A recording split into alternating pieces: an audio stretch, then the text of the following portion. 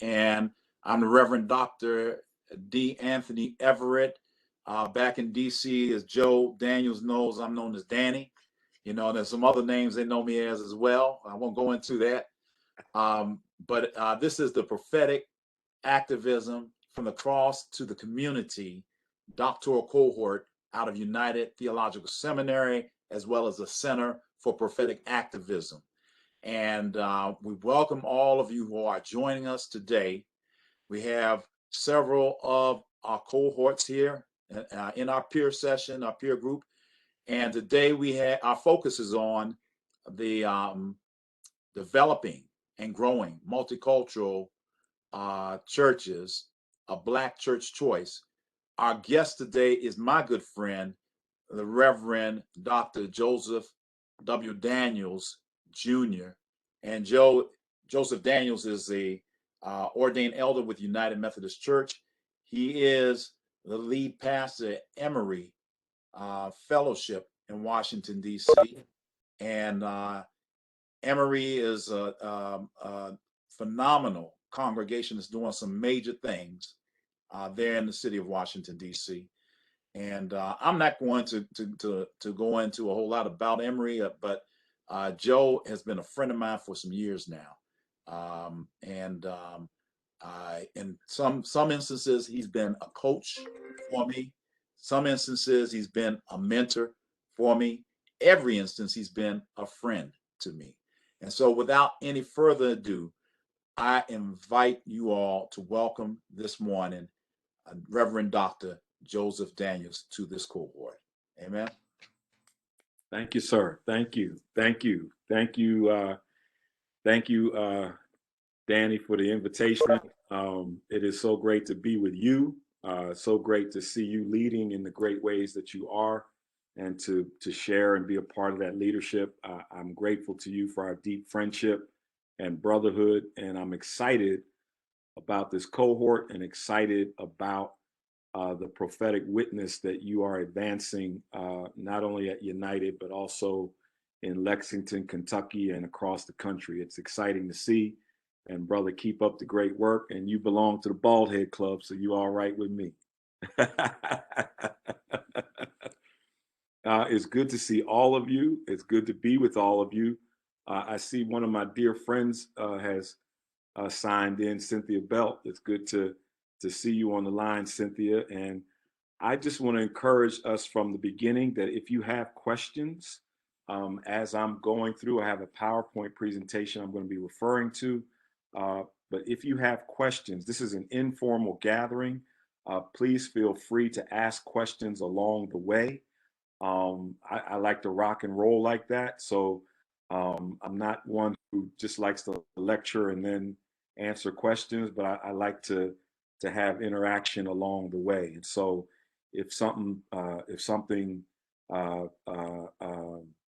hits you, if something doesn't sound right, if you got a question about something, whatever, feel free to join in so that we can collectively share and learn from one another. Is that all right?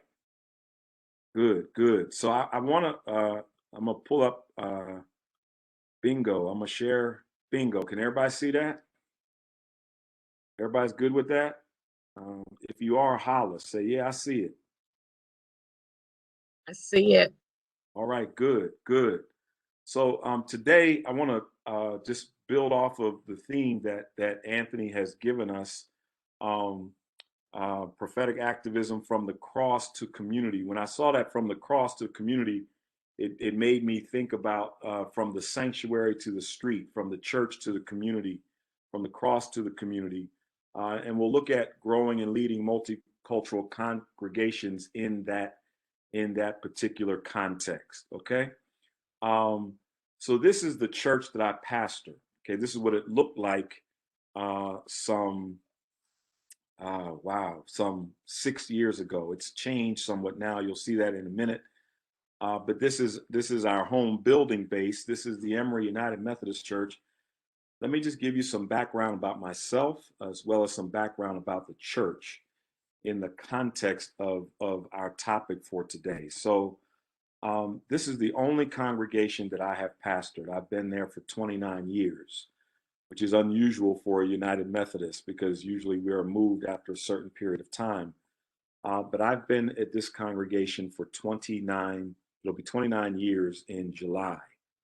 I came to this congregation as a part-time pastor. And in our United Methodist lingo, I came there as what's called a DS hire. So I was not appointed by the bishop when I first got there, because we're in an itinerant system in Methodism. But I was hired by the district superintendent who works with the bishop to make sure that churches are filled with pastors. And I was actually sent there to conduct a funeral. Our church was one of 6 United Methodist churches in a 2-mile radius. And when I arrived, I discovered that our church had been almost sold on 2 occasions, almost closed on 3 occasions, and that the only thing that was really keeping us open was a private Afrocentric school directly across the street in a row of storefronts that you can't see, but it's on the other side of what is, as you see, Georgia Avenue there. The rents from the school, they rented out our fellowship hall, which is underneath our sanctuary, and one of our only classrooms for $1,200 a month. And that $1,200 a month literally kept us open as a congregation. We were located there. So I've been there 29 years. I started there when I was 32 years of age. I'm now 61. And so I had hair when I started. And now I don't have hair. I didn't have any gray hair. Now I got some gray hair. God is good. It's been a wonderful marriage between pastor and people. And that is a great thing. We sit in Washington, D.C. in the Ward 4 community of the District of Columbia. Some things you need to know about Ward 4. Ward 4 is the wealthiest ward for Black folks in DC. It's also one of the poorest wards for Black folk in Washington, DC. Depending on where you are in the ward, there are different economic realities. It is also arguably, maybe second to Ward 1, the most diverse ward in DC, probably second to Ward 1. Ward 1 is extremely diverse. Ward 4 is right behind that. Georgia Avenue, which is the street you see, is the major north-south corridor running in and out of the District of Columbia. So I could go down south where the car is on the left side of the screen. I could go down South Georgia Avenue. I would be at Howard University. Many of y'all are familiar with Howard University. And I could go north on Georgia Avenue and keep going and end up all the way in Gettysburg, Pennsylvania, if I wanted to. But we are situated about 2.5 miles from downtown DC and about 2 miles from downtown Silver Spring, Maryland. So we sit in an area that is very diverse economically and very diverse culturally and ethnically. Okay, I can go north and west I can go a mile north and west and be in one of the most affluent Black communities in the District of Columbia. I can go north and east and be in about a mile and be in a middle to upper class community. I can go due east, directly in front of the church, a mile east, and be in a working to middle class community. I can go west and south and be in a low income community that is covered with apartment buildings. I can go south and find somewhat of the same. And right around us, right around the church, I can find people driving opulent cars, but also seeing homeless people who are homeless. I can see alcoholism. I can see drug abuse. I can see small businesses trying to make it, ethnic, multicultural small businesses trying to survive, particularly in this pandemic, some of which have shut down. Okay, so that's the community we're in. Our community, the name of our community is Brightwood. And just so you know, Ward 4 was the leading ward in COVID-19 positivity cases during this pandemic. And our neighborhood, Brightwood, was one of the leading neighborhoods in positive cases of COVID-19. A lot of that is because of the density of the area and the number of apartment units that we have and the multicultural, multi-generational realities that exist in families that live in apartment buildings. So I just wanted to give that context of who we are in community. Now, the church itself, when I came to Emory, Emory had 8 different nationalities. Black church. And so I'm coming from this whole multicultural, multi-ethnic reality as a Black pastor in what can be defined as a multicultural church. Okay. Oftentimes we think, when we think and see multiculturalism, we think of a white pastor who is leading a congregation that's predominantly white, but has Black folk in it, or Latino folk in it, or Asian folk in it, or different ethnicities in it, and it is called a multicultural church. But by and large, the worship and the mindset and the leadership is still very Eurocentric. Okay, in my case, here I was in a multicultural congregation. I'm a Black pastor. And when I arrived at Emory, there were 4 white folks. There were people from Guyana, South America, from Jamaica, from St. Kitts, from Barbados, from Liberia, from Ghana, and from other parts. There were 8 nationalities in total. Today, we have 1 person from more than 20 different nationalities across the world, primarily Black. Okay? We have people from West Africa. We have people from Southern Africa. We have people from Eastern Africa. We have people from the West Indies. We have people from South America. We have a family from the Philippines. We have a white family who still worships with us. We have a Latino family. And so we are a mix of predominantly Black folk, but again, multicultural and multi-ethnic. All right. And we stress that. We seek to affirm that. We seek to embrace that. Before we moved off the hill and got into the building project that you'll see in a minute, we used to proudly identify the flags of our congregation in our sanctuary, because we wanted people to know who visited us that we were a multicultural, multi-ethnic congregation. So every time someone from a particular nationality joined us, we put up a new flag, and we honored that, we recognized that, and we wanted that to be prominent within our portrayal of the gospel, for the gospel is for everybody. Okay. Anthony sent me a question before I move on. Anthony sent me a question last night. Sent me a text last night saying that one of those in the cohort, or one of the students, asked some questions, and one was, in what way do I define the Black church? That's an excellent question. I think I define the Black church much like J. Cameron Carter, the Black church scholar who's now in Indiana. He was at Duke. I heard him do a lecture about 4 or 5 years ago. It was profound on the Black church, and he said that the Black church is at its best when it is open. The Black church is at its worst when it is closed.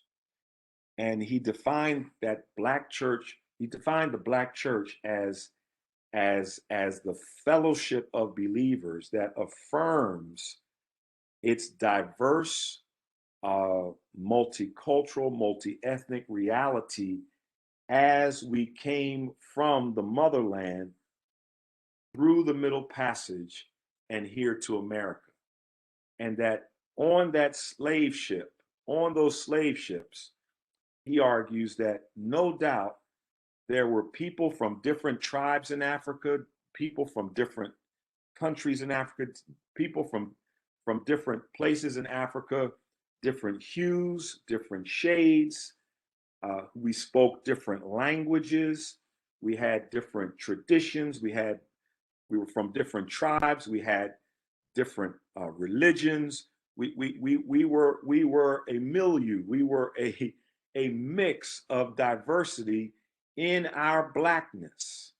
And yet, in the midst of that, the Holy Spirit moved upon us to sustain us in some of the most adverse conditions that anybody could imagine.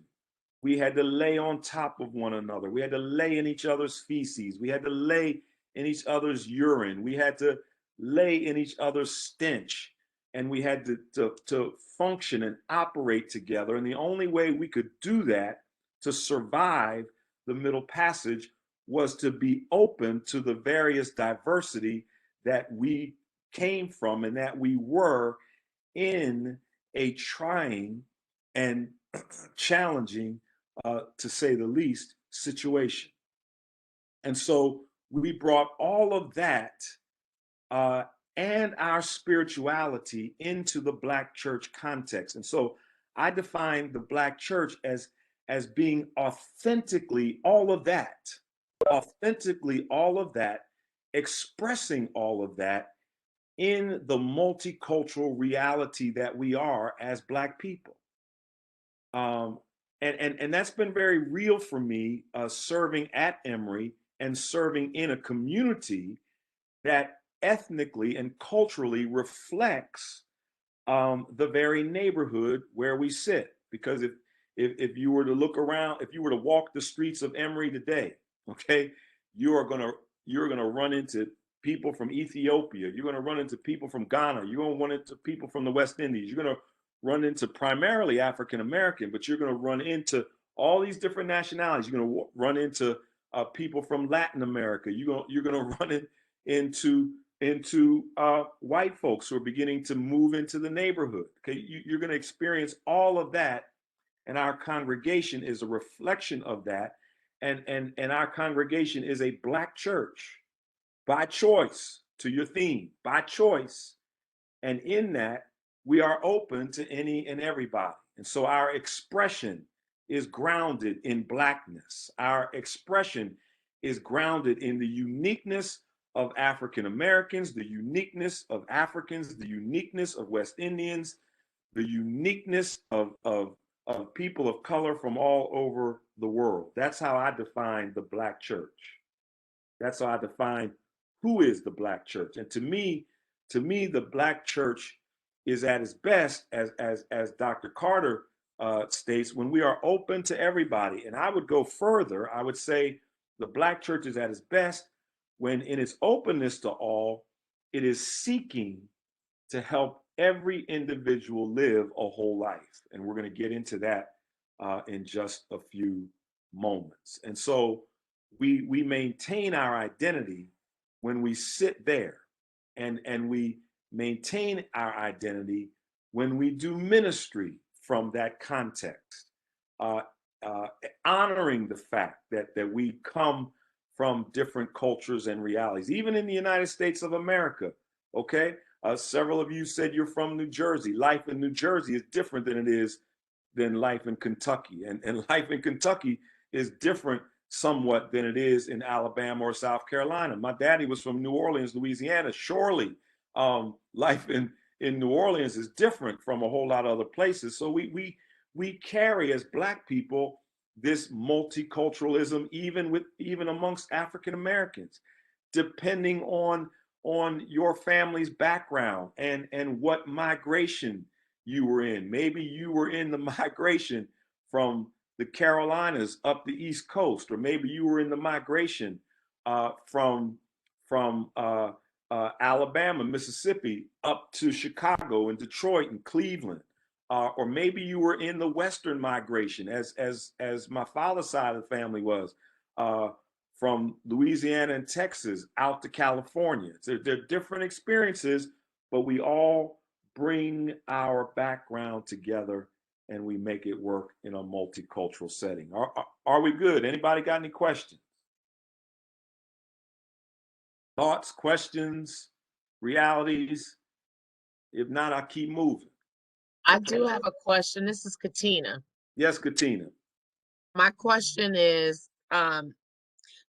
because everyone is so diverse within our own context as Black people in your congregation, did you find that you needed to create a common vision to handle and address the differences? And then when conflict arose, how did you handle those types of challenges? You in this thing, girlfriend. You in this thing. You are in this thing, okay? We're getting ready to get into vision. We're getting ready to get right into vision. And the ability, let me just answer your question shortly, in a short way, and then we'll tackle it in a broader way as we move forward, okay? Very quickly, I came to understand that particularly in a multicultural setting, and particularly in a Black multicultural setting, you're not going to please everybody. And so the common denominator for all of us is Jesus. And the common denominator for all of us is the gospel.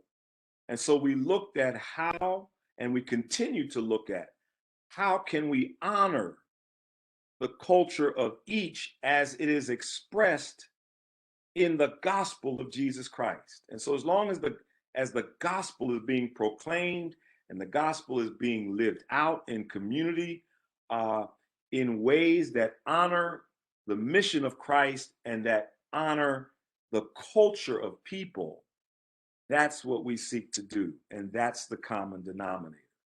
Okay. So let me move on. So I want to show you a video. I hope that from a sound point of view, you can hear it.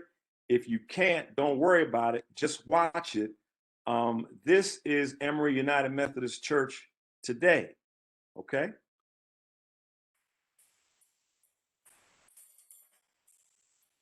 So on the left side there.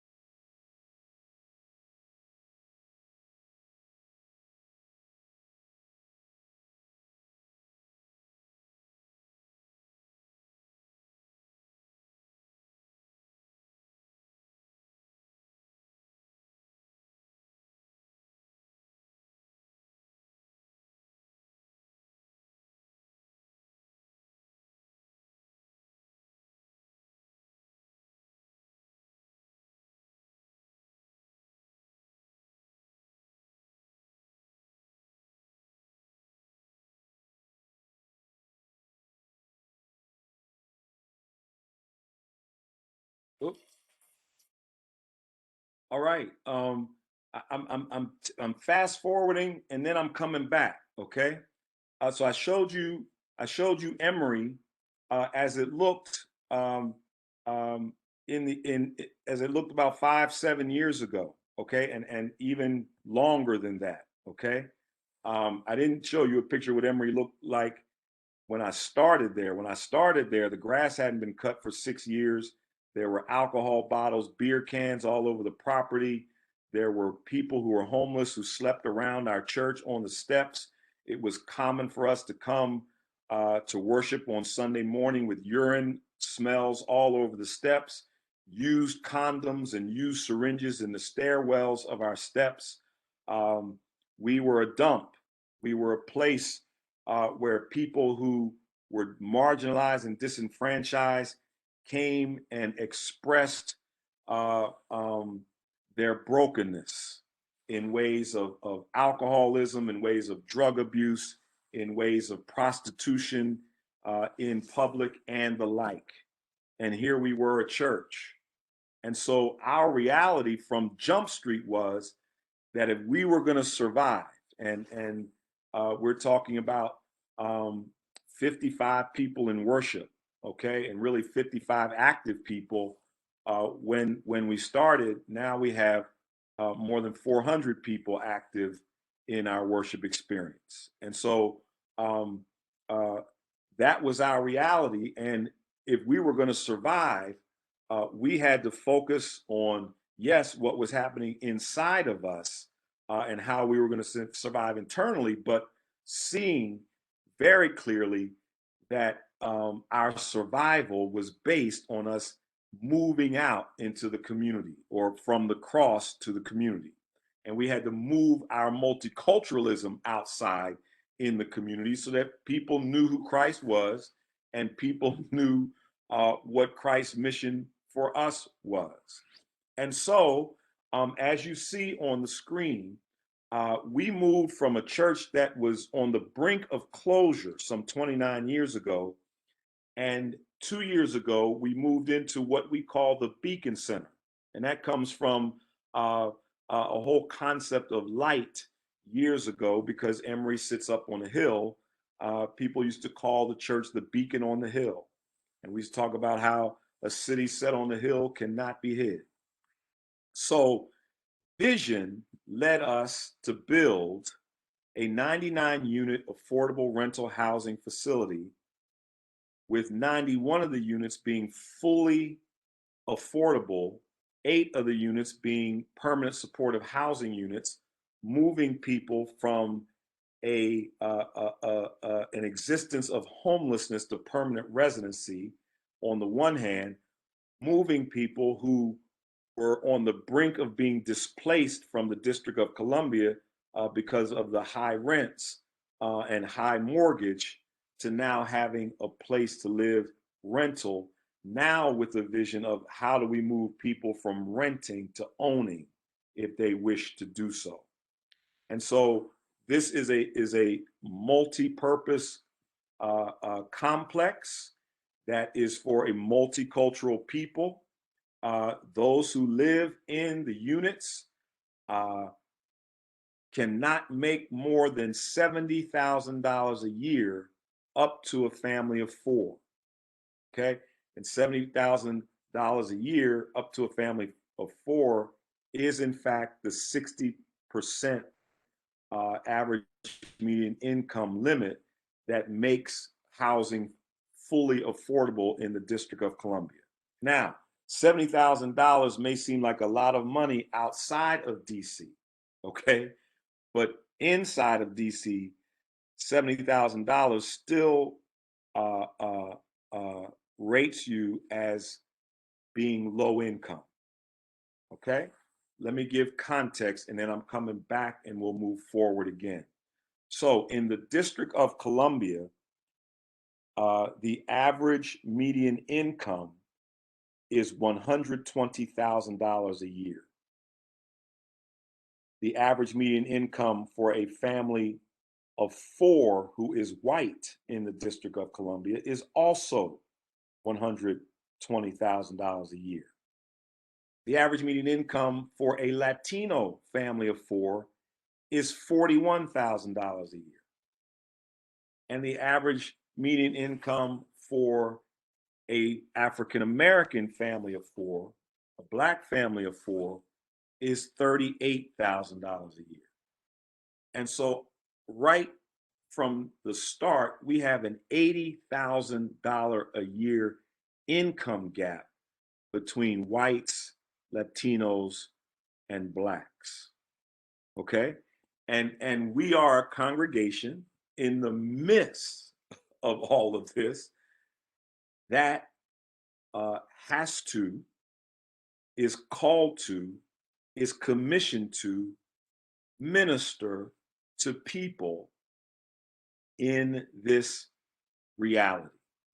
Y'all following me? So we constructed this facility, 3 bedrooms, 2 bedrooms, 1 bedroom, studios. The highest rent in the building for a 3 bedroom is $1,500 a month. That may seem like a lot of money depending on where you live. In the District of Columbia, the average cost of a 2 bedroom apartment is $3,200 a month. And so the housing that we have provided, which is luxury apartments, marble countertops, washer and dryer in every apartment unit, okay, is $1,500. And our rents go from $1,000 a month to $1,500 a month. We're working on this. You see at the street level there on the right side, we're working on establishing a restaurant, cafe, and food delivery service that will provide training for returning citizens in culinary arts. Okay?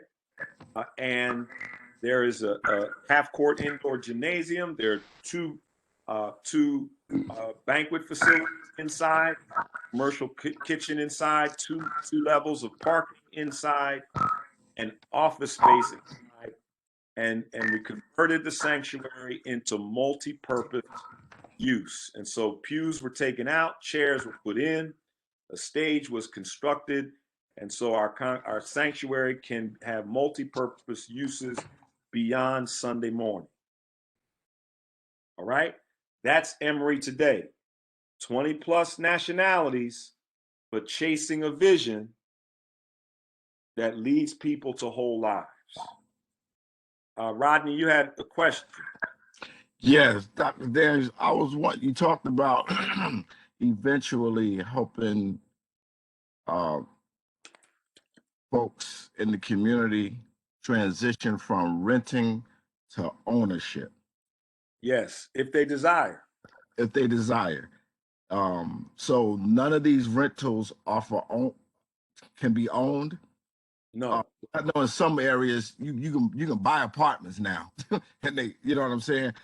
So that community you will help people and get by if they choose to in other communities, but within the Ward 4. Right. So you cannot own these. You cannot own these apartments, but they are fully affordable. And the hope is that people will. The hope is that those who are not able to advance to buying a home or the like, at least will have a place to stay.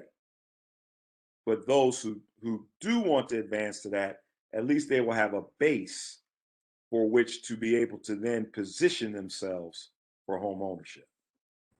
So do you all have also helped folks with financial literacy and how to not only just buy homes, but be able to maintain homes or any type of programs like that come in, or you know what I'm saying? So we're in the process right now of seeking to develop a home ownership center where all of those services will be provided. That's the next iteration of the movement of this aspect of the vision. Okay, so let me ask a question. For the people that are renting the housing, where does the rental money go to, and how is that related to the congregation? Beautiful. So hold on to that question. We're gonna get there. Okay. Don't forget it. Okay. Hold on to it. We're gonna get there. So I wanted to just give you a sense of history of where we've been and where we are now. Okay, because we're talking about growing and leading multi-ethnic, multicultural congregations. So I just want you to see the growth and leadership and movement of Black folk who are multicultural. Okay? All right? And what can happen? Yes, when Black folk who are multicultural come together around a common vision under Black leadership. Because we don't see a lot of this. And let me just be clear, not discriminatory, but clear. Okay? The reality that we face when we talk about multiculturalism is that it is very hard, for whatever reasons, it is very hard for white folk to follow Black leadership. It's very hard. It is different. You know, Black folks don't have. We find daily when we go to work, we're always following white leadership because most of the time our bosses and supervisors are white. So we have had that. We've had that culture of knowing that there's going to be a white leader somewhere and that we're going to have to follow that. But when it comes to white folks following Black leadership, that often is a very difficult thing. So even in talking about multiculturalism within the church, it often comes from the perspective of a white leader leading a multicultural reality. But there are Black leaders who are leading multicultural realities out here who are doing great stuff and who can do great stuff. So I'm just giving you a picture and a vision of what can happen when Black folk who are from different parts of the world come together around a Jesus vision, and what can happen when Jesus folk commit themselves to a divine vision and watch God work in them, through them, and in spite of them to make it happen. All right? So hold on to your question, Margaret. Coming there. I'm coming back to Katina's question, okay? And so all of this begins with vision. Okay, where there is no vision, the people perish. And I like to advance something that I read from Tom Rainer, and then I put my own spin on it because it really hit me in my context. Okay, vision happens when the leader's purpose and the congregation's passion and the community's voice intersect. And right in that sweet spot, I don't know if you can see my cursor there, but right in the sweet spot where the three intersect, God speaks vision. Okay? Oftentimes, we make the mistake, like I did early on in ministry, we make the mistake of thinking as the pastoral leader that the vision comes from me. Okay? And that God gives me the vision, I speak the vision, and everybody else has to kowtow to what I tell them as the leader. That's just not true. That minimizes what God does in the midst of community. And so what I came to understand is that as pastor or as leader, I have the obligation to speak vision, to cast vision.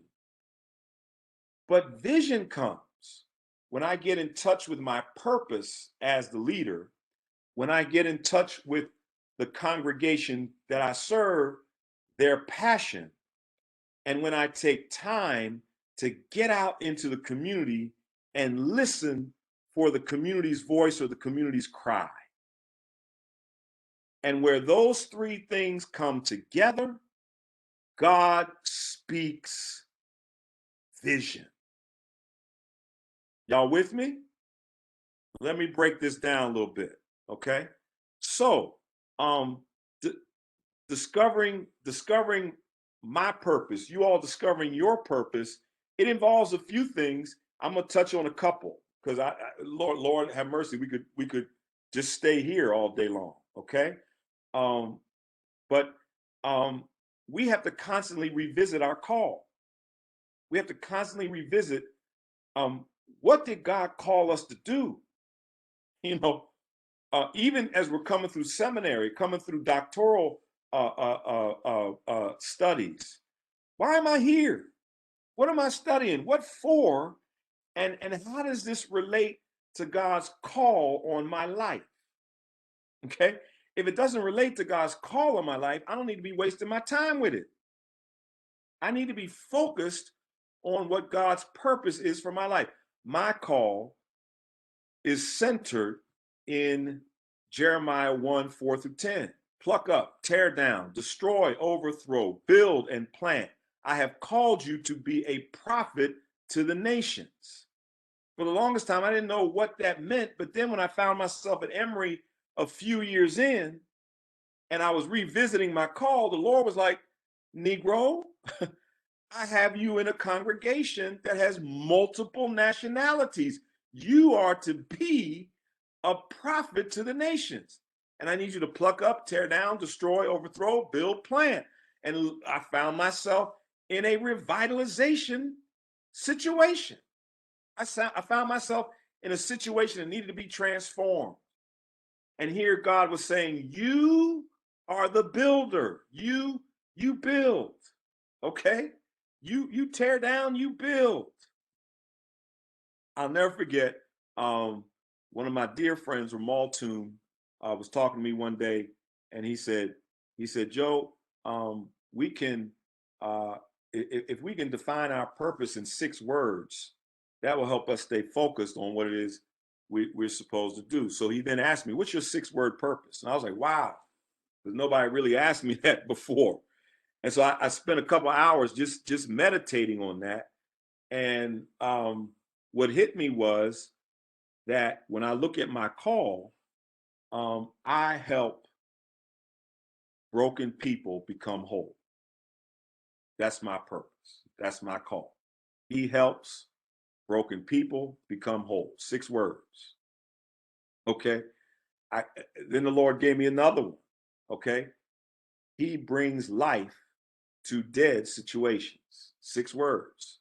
He brings life to dead situations. So when I get up in the morning, it's about how can I help broken people become whole? When I get up in the morning, it's like, how can I bring life to dead situations? Because that's the calling that God has on my life as a pastoral leader. You will need to identify what the calling is on your life as a pastoral leader, because that's going to help you narrow and focus on purpose. Y'all with me? Okay. This is good. Wonderful, wonderful.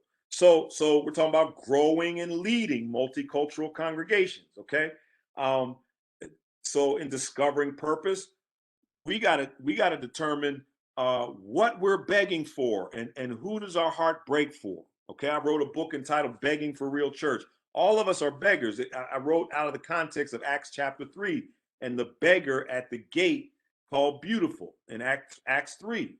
A lot of times we don't want to identify ourselves as beggars because we immediately think of the person on the street who's begging for money or begging for food. But all of us are begging for something.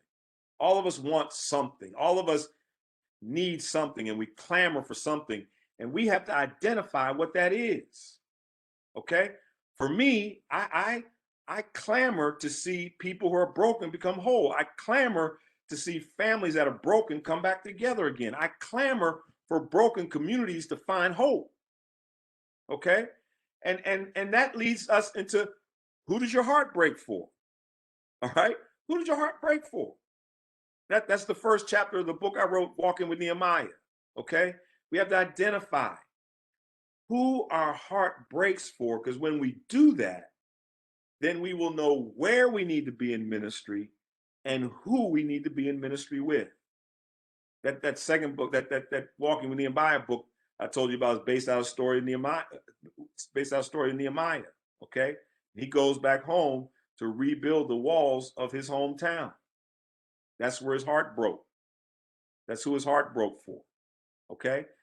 We have to do that as we are working out purpose. And we got to work out purpose so that we can experience God's vision. Okay? Secondly, in that vision piece, we have to uncover our congregation's passion, which means we have to get familiar with context. And context is historical, context is biblical, context is relational. And so we got to get out and begin to do the work within congregations to discover what are our people passionate about? What are our people found doing if we're not around? What are they going to do if we're not necessarily leading them? Where are they really passionate? That requires us to get in tune with context. Okay, this was our contextual reality when I arrived, right in our congregation's face. But I needed to go deeper, and you will need to go deeper, particularly in a multicultural reality. So it requires listening to folks, and it requires doing relational, what I call relational one-on-ones. It's amazing that this is what Jesus did all the time. Jesus did this 99% of the time. It was his custom to go to church on Sunday morning. Luke tells us that twice. It was his custom to go to the temple. But outside of the temple, he was talking to people, he was relating to people, he was watching people, he was listening to people. He was in the community. He was in the community talking to Jews. He was talking to Samaritans. He was talking to rich people, poor people. He was multicultural and multi-ethnic in his entire mindset. And we have to be like that. He was about building relationships. He was about discovering what makes people tick. And we need to be about that. And we need to be about exploring points of common interests and passions. Because as we do that, what will happen with us is that we will be able to discern certain themes that run through our congregation that are our congregation's passion. I began to discover as I did one-on-ones within and continue to do one-on-ones within my congregation, the congregation I serve. I began to discover that people just have a desire to help people who are hurting. People just have this passion to be able to know that they have reached out and that they've been able to provide something that has helped people along the way. Okay? That became consistent with this theme of that I was discovering in my purpose of wanting people to be whole, of wanting to bring life to dead situations, of wanting to build people up, not tear people down. Okay? So we have to do this work. We've got to go deeper spiritually. And so if I had more time, I would deal with the whole aspect of worship. But worship has to speak to the soul. Worship has to speak to the multicultural, multi-ethnic reality that you are in. Worship has to speak that way prophetically. It has to speak that way from the word of God. It has to speak that way in our teaching, our discipleship. It has to speak that way through our music. It has to speak that way through the gathering of community. And we have to take that and go deeper with that spiritually, because none of this is possible. The growing and leading of a multicultural congregation and community is not possible unless we are rooted and grounded in the Holy Ghost, rooted and grounded on the Word of God. It is what will get us through every obstacle that will come our way. All right? And so we need to find out in the midst of the one-on-ones and a relational building, who does our congregation's heart break for? And so in this desire for our congregation to help people and to minister to hurting people in our context, I began to see more and more that our congregation's heart broke for people who were hungry and broke for people who didn't have a place to live, okay, or who were struggling just to have a place to live. All right. And so then that takes us to the community's voice. We got to get out from our pews and from our walls and from our places of comfort and get out into community so that we can meet people, talk to people, and do the very things in seeking to hear themes, okay, to hear themes so that we can get a better concept and idea of vision. Okay, I'm showing you a picture here of us having a ribbon cutting ceremony. We were doing as a church through our nonprofit CDC, Community Development Corporation, the Emory Beacon of Light. Get to that in a minute. Our church faces small businesses, and so if we were going to be relevant in our community, we had to start building relationships with small business owners. And here we're cutting a ribbon for a storefront improvement program along Georgia Avenue.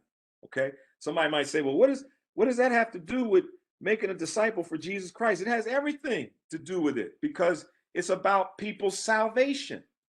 And I'm gonna get to that in a minute.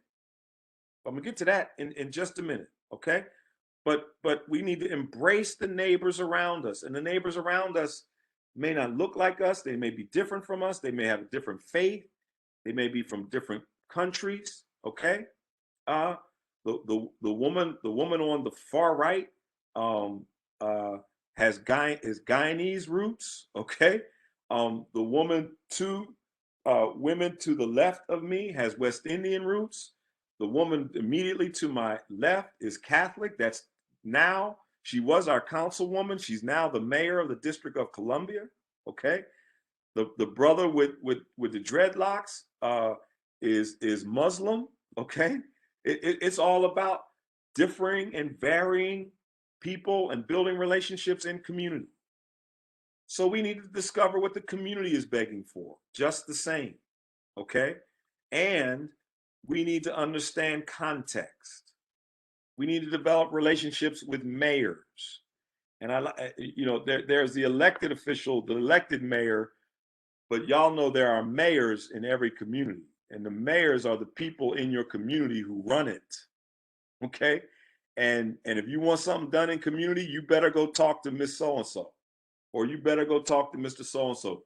Or you better go talk to the brothers on the corner or wherever you are, because nothing is going to get done unless they give the word. Okay? You can try to do stuff, but it ain't going to get done unless they give the word. They can fry your ministry or advance your ministry, but you got to be in relationship with them. You got to do effective power analysis. We'll get to that in a minute. And as I talked about, we need to do the relational one-on-ones and then gather people in house meetings to talk about common vision. So it's when these three things intersect, okay? When these three things intersect, that God speaks vision. Vision, boom, pops out, okay? So I'm gonna go back real quick, okay? It's when these three things intersect that God speaks vision. Proverbs 29:18 in the King Jimmy version, where there is no vision, the people perish. Let me break it down. If your church doesn't have a vision, your church perishes. If the community doesn't have a vision, the community perishes. If a family doesn't have a vision, a family perishes. If a marriage doesn't have a vision, a marriage perishes. If an individual doesn't have a vision, then you and I end up perishing or languishing. Okay? And so vision is critical. Any questions thus far? I'm cooking with gas. Any questions? Your community is your congregation. So you must think like that. You must think that your community, you can see some of our multicultural flags in this picture. We're on our way here on a homeless walk, a walk for the homeless in our community, which we would do every year as a fundraising effort to fund our transitional housing ministry, because we were at that time, before we built the Beacon Center, and even still now, we have a transitional housing ministry where we house families for a particular period of time, families that are moving from homelessness to permanent residency. Okay? Your community is your congregation. So whether or not somebody comes to your church, you still need to be in relationship with them. Because if you are pastoring or leading in that community, you are the pastor of that community. Okay? And you need to show up for that community. Even if that person or persons are not members of your church, they are members of your community. They belong to you. You are there to shepherd them, to lead them, to inspire them, to give them hope. Because the community expects it. They expect us to meet it, to greet it, and to feed it at its point of need, whether it be physical, emotional, relational, or financial in nature. Okay? That's the expectation that the community has of the church. It's the expectation that a multicultural community has of the church. Okay? So, in all of this work, and Margaret, I think I'm coming your way, but if I'm not, just hold on to your question. We're coming there, okay? In all of this work around vision, as leader, my purpose, congregation's passion, community's voice, community's cry. This is what God spoke to us as our congregation's vision. Okay, it was a whole concept of we need to help people live a whole life. We need to lead people to whole lives. Okay, and we lead people to whole lives, as we say, from Georgia Avenue to across the globe, because we are multicultural. So as Jesus told his apostles in Acts 1, you will be my witnesses in Jerusalem, home base, Judea, surrounding community, Samaria, the places where the gospel needs to be preached that hadn't been preached before, the people that nobody wants to be bothered with, to the ends of the earth, culturally, ethnically. We take that as needing to lead people to whole lives. Now, let me break this down real quick, and I'm gonna move on and entertain any questions that anybody has thus far. Our understanding of salvation, this gets to the discipleship issue. Our understanding of salvation comes from the original Greek word for salvation, Greek word of the original biblical text, Greek being one of the languages of the original biblical text. Greek word for salvation is sozo, not bozo, sozo. Okay? And sozo literally means to be healed, to be made complete, to be made whole.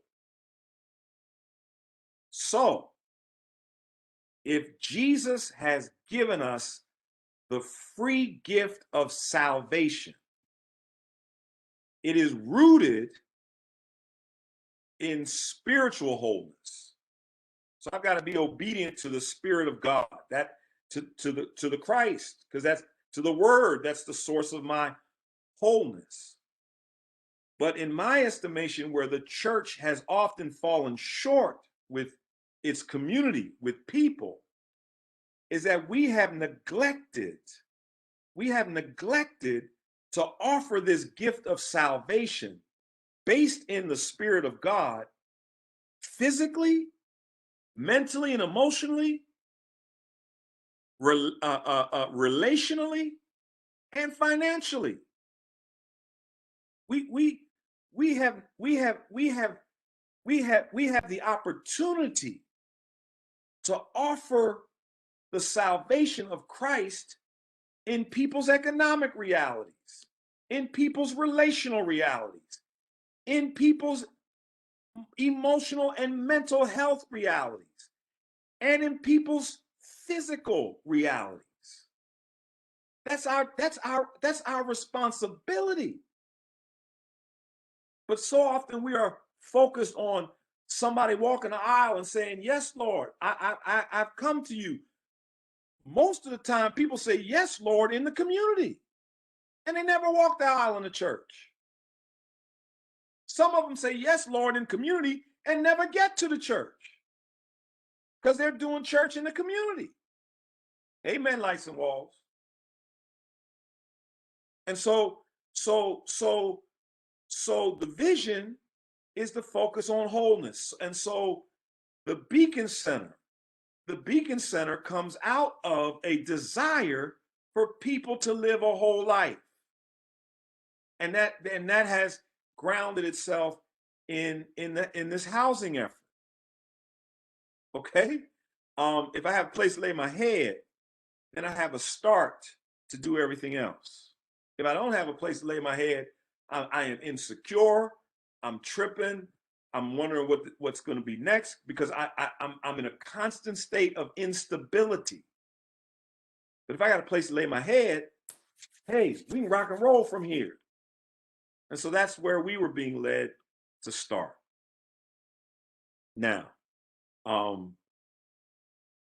this power analysis, this how do we get to this place? And if we had more time, I would do that. I want to cover a couple things and be sure we have plenty of time for questions and answers, okay?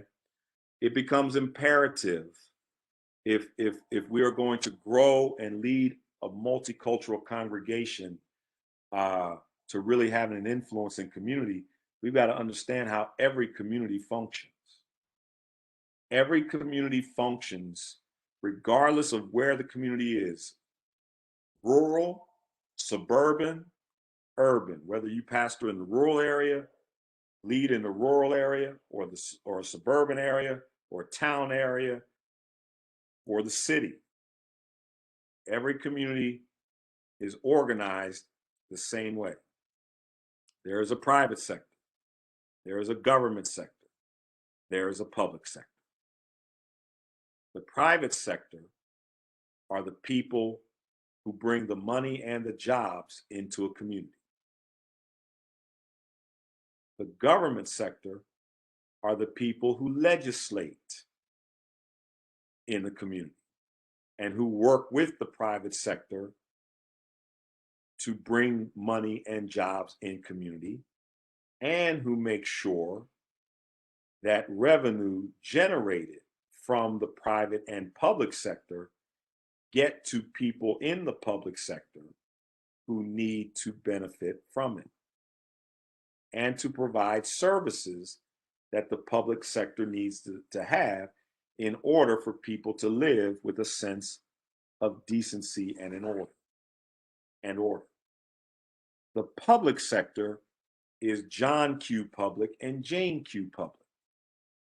Okay? The public sector are the people who live in community. They are the associations within a community, the civic associations. They are churches. They are community organizations. They are boys clubs. They are girls clubs. They are nonprofits, smaller nonprofits. Big nonprofits may bring money and jobs. Smaller nonprofits may be more service oriented and just helping people get up on their feet. But it is when these three sectors work together in tandem with one another in relationship around a common vision that transformation and growth and blessing of a multicultural community can take place. It becomes imperative as the spiritual leader of the place where you serve that you begin to model for your people and that you engage your people in one-on-one relational building within each of these sectors around a common vision that God gives you. Because as you do that, then in these sectors, you will discover people who share that common vision with you and who want to come alongside of you, with you, to make it happen. But you got to understand this, because if you don't understand this, the private sector will make decisions for you that you won't know about until they're made. So, for example, if you've ever been in a community and all of a sudden a sign goes up on a pole or on a building that says public hearing, okay, or notice of public hearing. That's a sign to you that the deal has already been done. They're just inviting you to co-sign what they've already decided. Okay? The government oftentimes makes decisions about what's going to go where, and what. The Office of Planning has already decided in many cases what they want your community to look like. And unless you participate in shaping the reality of your congregation and community, you will get left behind. So you must build relationships and understand how power works in these particular sectors. Now, Margaret, ask your question again, please.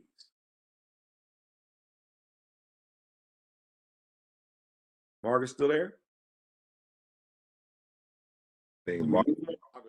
Margaret kind of dozed off on us. She dozed off on us? Yeah.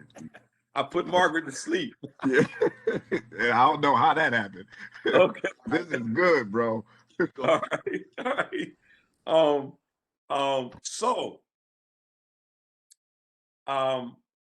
How do we do this? Well, we began to, what we did was to see as we were putting vision together, as God was putting vision together, as God was putting vision together, God began to reveal that in order for us to accomplish what we needed to accomplish, we needed to establish a separate 501c3 community development corporation.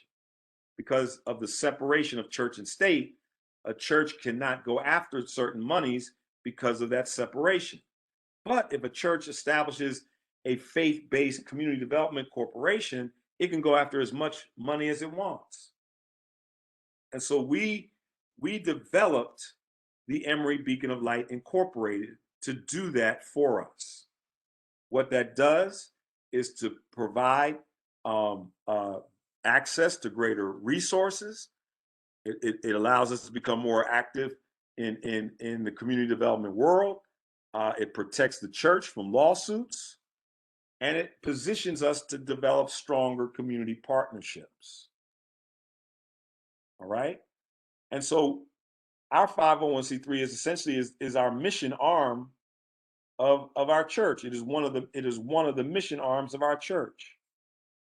On its board, 60 to 70% of its board are members of our church who are sold out to the vision of the church. And so therefore, the 501c3 doesn't become its own runaway train, but it stays consistent with the common vision.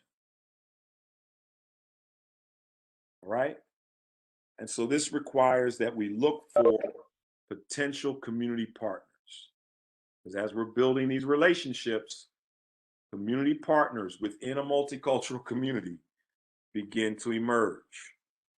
And we need partners who have a positive reputation, who have a proven track record, who are committed to the community's well-being, and who share our vision. Developing community partners is like, as my parents and my parents' parents used to say, it's like courting somebody for marriage. Okay, when you are courting, I remember when I was dating my wife.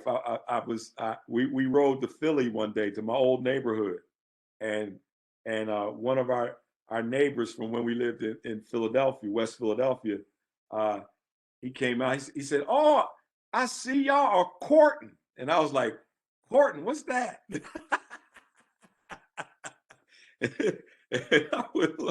I would learn. So we need to court people, right?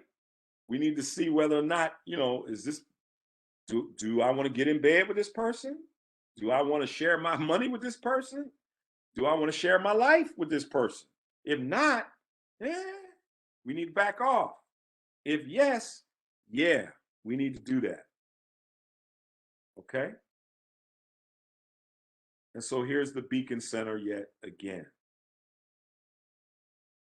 Do we have questions, comments, thoughts reflections. I wanna open up now. Hey, there we go. Let me come out of. How do I come out of? I'm trying to come out of. Yeah, here we go. Trying to end the share. Stop sharing. There we go. Boom. Anybody have any questions, thoughts, reflections? Yes, Darren. Yes, sir. Yeah, I'm very thankful for your presentation. I just started my own church about 30 days ago, and it's called Jesus Darren Davis Ministry. And my population is very diverse. It's I have a strong African population in Yes. that country of Nigeria and Ghana, but it's mixed in with my other um, multicultural friends, and so they don't know how to receive me because I'm a black preacher and I got this Africa following, and yet I got white friends. So trying to appeal to all the cultures is a very challenging because of the years and history. It's interesting to talk about 501c. That is what the Lord has called my organization. We have no money. We have nothing, but yet we have God, and by His faith, I believe that we're going to be able to inherit wealth, both spiritual and material wealth for the church. My pastor is Dr. Godot in Sacramento, but I heard God calling me to be a pastor. I'm a prophet of 12 years, but I just got the calling of pastor last month. But been prophet for 12 years. But so this church I have started is new. So thankful for your presentation, and interesting to listen to the numbers, the information. You are welcome, sir. You are welcome. Thank you. Thank you. So when we talk about, I'm sorry, go ahead. Somebody has their hand up. I'll come back after you. No, you go ahead. Go ahead. Thank you. So thank you for your presentation. This has really, really been good. I pastor also a multicultural church with about 10 different cultures. And it's a black church also. So thank you for answering that question, because I've Outstanding. always said that we're still a black church. I mean, Yes. Yes. Yes. and what I found to speak to what Darren was saying is that when you're preaching a liberation theology, a lot of the times, especially with what's been happening the last year or so, you have no choice but to preach liberation about theology for Black people, right? And so my congregation, there are only about about 110 people, only 4 African American families, including mine. The rest are Caribbean, African, so forth and so on. And it was good because of my preaching year after year, they've had conversations about how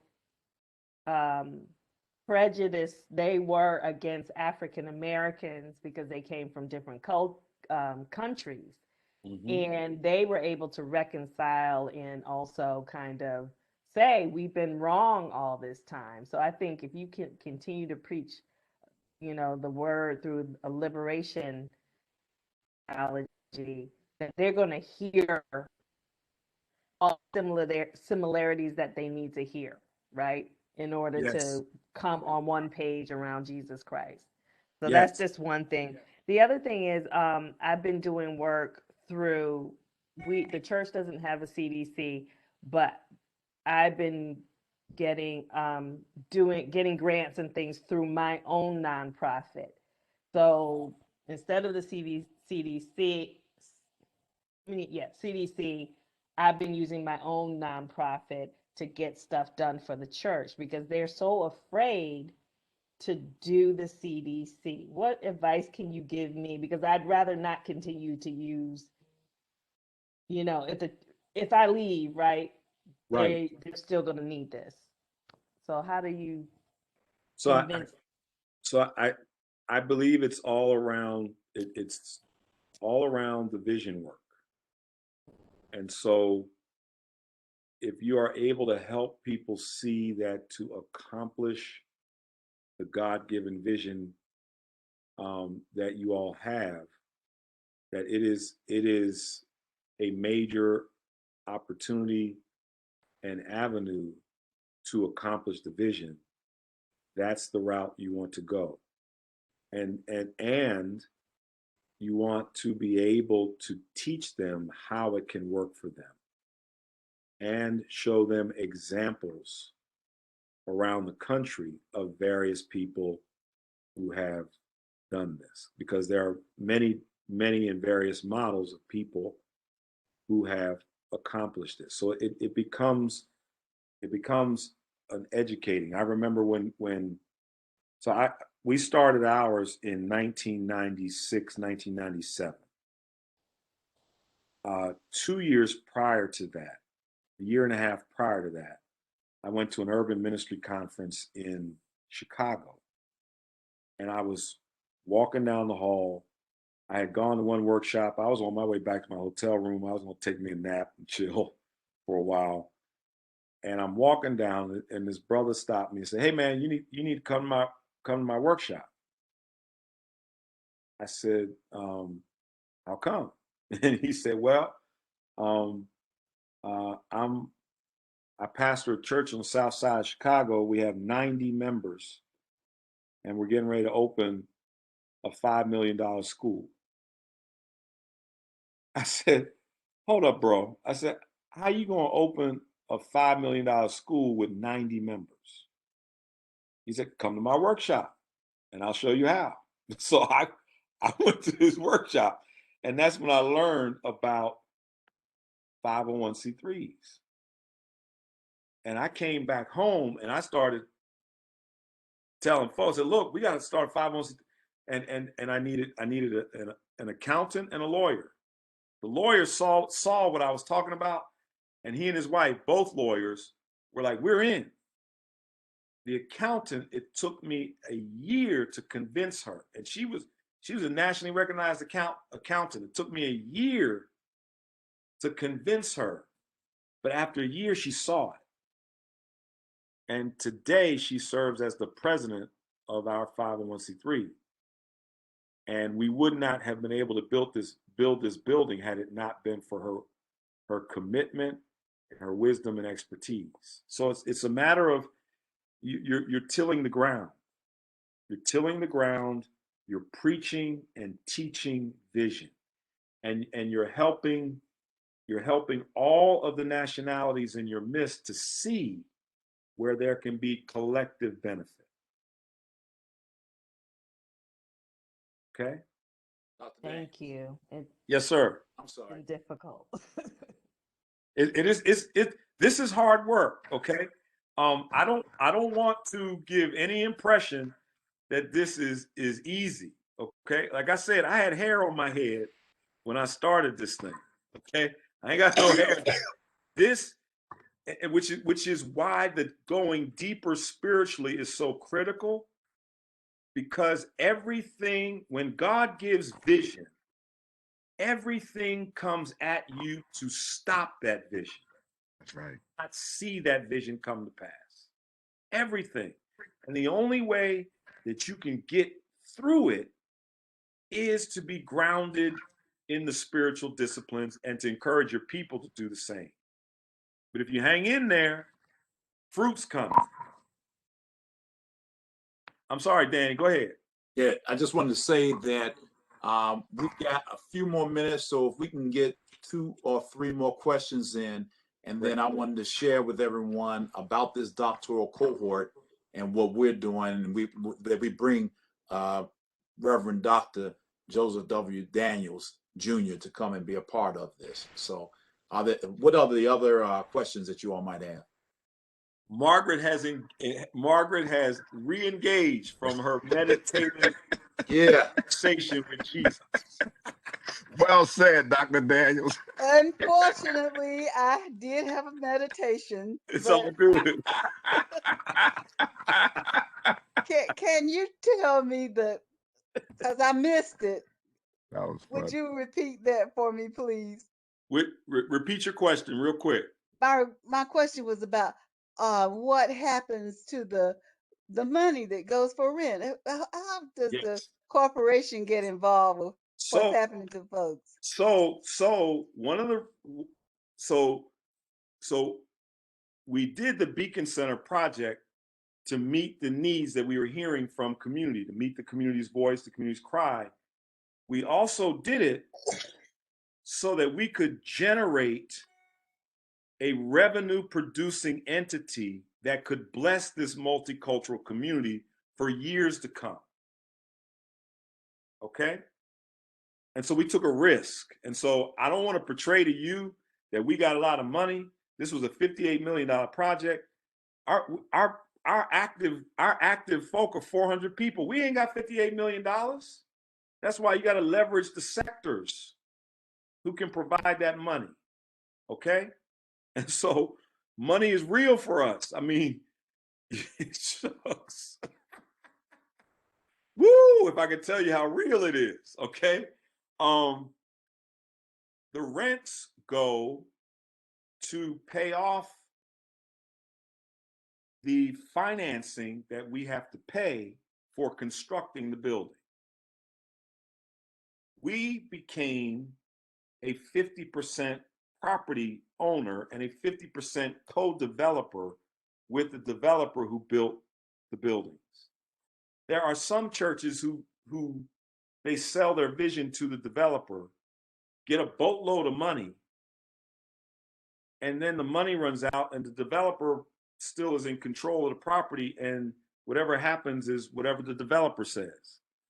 To me, a church is not supposed to sell its vision. Our vision is God's vision. And so we positioned this project such to where we became 50% co-developers, which made us 50% responsible. But also, once everything is paid off, we will become a 50% benefactor of the revenue that comes from the building. Okay? So we have to pay the building off. And there are parts of it that's going to take 7 years, other parts of it are going to take 15 years. I may be gone somewhere else, doing something else, but the vision has been laid and the foundation cast for somebody coming behind us who is going to have a boatload of revenue coming to them to make sure that this multicultural community is funded. You on it, Dr. Daniels. This is a part of salvation. That's right. That we have to preach, teach, live, extend. Other questions, real quick. Yeah, so Dr. Daniels, thank you so much. It is just a joy to see when African diasporic people can come together and do what you all have done in that area without much of your influence or membership. Because I'm in an area where folks think, Black people, faith leaders, think that they have to have their buy-in from these white evangelicals who ain't doing nothing but dropping crumbs from the table to stay in their pocket to get things done. So it's just a joy to see what you all have done. My question,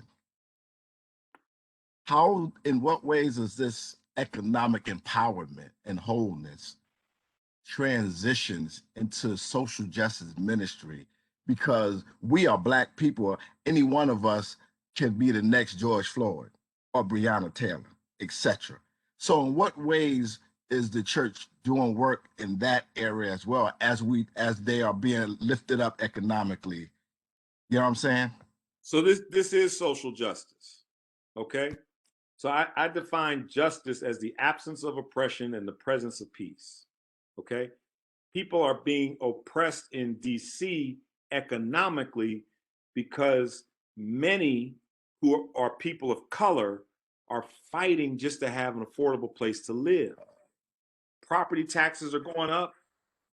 We bought a house, our church bought a house 20 years ago, 21 years ago for $108,000. And people were giving us the blues. Why would you spend $108,000 on a house that is 3 bedrooms, 2 bathrooms, and barely any yard? That house today, Danny will tell you, Dr. Everett will tell you, that that house today is 7 times the amount it was 20 years ago. So social justice plays itself out in many different ways. We chose, and I mean, we do other stuff. Our ministry does other stuff in social justice areas. I'm an activist in many cases in a number of different areas, but our vision has been around how do we end the oppression of people who cannot afford to have a place to live? How do we allow them to enter a place of peace because they can find a residence where they can live affordably? Let me just give you a picture of that, and I'm gonna shut up because I know our time is up. This is the fruit of this. When you can have somebody who worships in your congregation come to you after worship because he just moved into one of the apartments and come to you and say, Rev, I just got to say thank you. I said, what for? He said, I just got to tell you thank you. I said, what for? And he pulls out a key. Mind you now, I had two key chains of keys in my hand. He pulls out one key and he says, I want to thank you, Rev, because I haven't owned a key in 30 years. I got all these keys. I haven't owned a key, Rev, in 30 years. If that ain't social justice, I don't know what is. It ended his oppression of not having a place to live, of being homeless, and it ushered him into a sense of peace. This is what it's about. Okay, we need to have prophetic voices in the public square championing righteousness and justice. We need Al Sharptons and other folk like that. But we also need to be in the trenches, on the ground, in the processes to make it happen. Because words are words. We need action. We need deeds. You're going to make a brother shout here, bro. Yeah. Man, I hope you all have been blessed today. I've been blessed by Dr. Daniels and his presentation. First and foremost, I want to invite you to, if you're ever in Washington, D.C., to come to Emory Fellowship. I don't know when. No, actually, you're still online right now, right? Yes. Yeah, we're virtual. So you can check them out in the virtual world, and they got it going on. But eventually, they're going to be back in person when we get all of this pandemic under control. And wonderful word and wonderful message today. But we are thankful for you being here with us, Joe. We're also thankful for all of you who have participated today. Might not have known anything about what we're doing. I want to introduce myself. I'm the Reverend Dr. D. Anthony. Everybody knows now D stands for Danny Everett. And I am the Doctoral Cohort mentor for Prophetic Activism from the cross to the community. And I'm going to share a screen right here of who we are. We have this Doctoral Cohort. We're doing that at United Theological Seminary, and along with the Center for Prophetic Activism. And we have our website is prophetic-activism.org/doctoral cohort. If you go there, you can find out more information about us. We were founded last year, and it's a doctoral ministry, doctor of ministry focus group through UTS, through United Theological Seminary. We partner with them, the Center for Prophetic Activism has, to create a faith-grounded, liberation-based ministry that matters, doctoral cohort for activists, clergy, and other leaders working for justice in their community. That's what we're all about.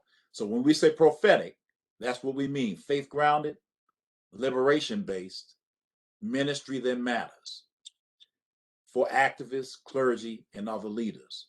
If you got an MDiv, you are welcome to be a part of this doctoral cohort. We're going to be doing some other things for people that don't have an MDiv. And our scriptural basis is on Luke 4:18-19, where it expresses the earthly mission of Jesus Christ in the office of prophet. And so all are welcome to come and check us out. I advise you come to that website that you see on the screen and check it out and see what we're about. Once again, I just want to thank Dr. Daniels for his presentation today. And the presentation will be at our website. We should have it up by next week. So you can go to the website. If you know that others that might want to see it, they can come and see it there, But again, let's give a round of applause to Dr. Daniels and for what he has shared with us today. Amen. I'm humbled and honored to be with you all. Very humbled and honored. Dr. Everett, thanks for the opportunity. Thank you. Grateful, man. Grateful, my brother. Yeah. And again, check us out. If anybody has any questions right now, I will stay on. I know that our cohort members will stay on as well. We can add, well, they've got a lunch break, so they're not going to stay on. I will stay on. Right. They're going to stay on, but they're going to be on mute, So if anybody has any questions, feel free to reach out to us. Again, Joe, thank you very much. And for the rest of you, please have a wonderful and blessed day and stay safe. Bless you. God bless you. Talk to you soon, everybody. Yes, sir. Hey, Dr. Daniels, not Dr. Daniels, Dr. Everett. Yes, sir. Is there a way you think Dr. Daniels will do that presentation again? I mean, because this is what this community where I'm at. This is what I suggest. This is what I suggest. Look, man. I can only invite the horse to the pond. I can't make them drink. So they invited today. They just didn't show up, bro. No, this is what I'm saying though. What I suggest is that when you get your they're going to send you one of the the survey for scholars in this cohort, and when you get that survey, fill it out, tell them what you think, and they listen to those things. They listen to you, so that I suggest that you do that. And so Mr. Davis, Darren Davis, and Margaret Blackman, we appreciate you all coming out, and thank you for being with us today. Did you all have any questions for me? Yes, I had a question. I want to know more about this doctoral program. What is the length of the program? How do you get to be part of this program? Just more details about the doctoral program. Okay, and the rest of you in the cohort, you can go ahead and take your lunch break. We'll be back at 1:30. Okay, but stay on. You have to do it. Ms. Blackman, you take care. Thank you. And I really did get a lot out of this. So thank you very much. You're welcome. You're very welcome. Okay. Goodbye. Miss Blackman, hold on. Miss Blackman, where are your people from? Well, I'm from Eastern North Carolina. We have a few people scattered throughout the country. Where are you thinking about? Because I'm a Blackman, and there aren't many Blackmans that are MON, and my people are from North Carolina.